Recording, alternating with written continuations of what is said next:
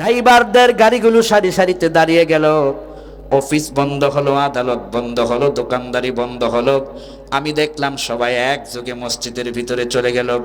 অফিসের বস একই কাতারে, পার্লামেন্টের অধিবেশনের মেম্বার অফ পার্লামেন্ট তিনি একই কাতারে, মন্ত্রী সাহেব একই কাতারে, বিশাল কোটিপতি একই কাতারে, কৃষক মানুষ একই কাতারে, বুদ্ধিজীবী একই কাতারে। কেউ একজন থেকে আরেকজনের কোনো ক্লাসিফিকেশন নাই, সবাই সারিতে সারিতে দাঁড়িয়ে গিয়েছে। নামাজ যখন সমাপ্ত হলো, মসজিদের দরজা খোলা হলো, সবাই বেরিয়ে তাদের প্রত্যেকের কাজে আবার নতুন করে রওনা হয়ে গেল।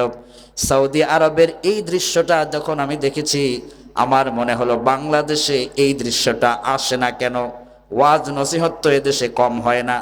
তো আমি একটা হিসাব মিলে পেলাম, ওয়াজ নসিহত দিয়ে নামাজ কায়েম করা সম্ভব নয়।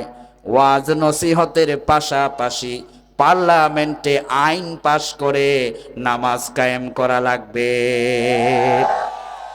সরকার যখন ঘোষণা দিবে আজান হয়েছে, কল কারখানা বন্ধ, আজান হয়েছে অফিস বন্ধ, আজান হয়েছে মেম্বার অফ পার্লামেন্টের অধিবেশন বন্ধ, আজান হয়েছে রাস্তাঘাটে ড্রাইভাররা তাদের গাড়ি স্টপ করে দিবে, সবাই নামাজের জন্য প্রস্তুতি নিবে।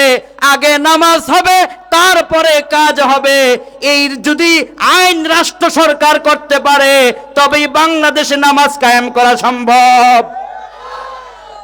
আর এই ধরনের আইন করবে লেনিন, কার্ল মার্কস আর ভারতের দাদারা এসে, নাকি আইন করবে তোমার আমার মতো মুসলমানেরাই, ঠিক কিনা কোন? এই জন্যে পার্লামেন্টে যারা অধিবেশনে বসবে তাদেরকে ইমানদার এবং নামাজি হতে হবে। কারণ নামাজ যখন কায়েম হয়ে যাবে, দেশে এত শান্তি আসবে। লাফাতাহনা, কোরআন বলছে লাফাতাহনা আলাইহিম বারাকাতিম মিনাস সামাই ওয়াল আরদ, আসমানের সবগুলো রহমতের ভান্ডারের দরজা খুলে দেব, জমিনের সবগুলো রহমতের রত্ন ভান্ডার খুলে দিব। নামাজ তো তোমরা পড়ে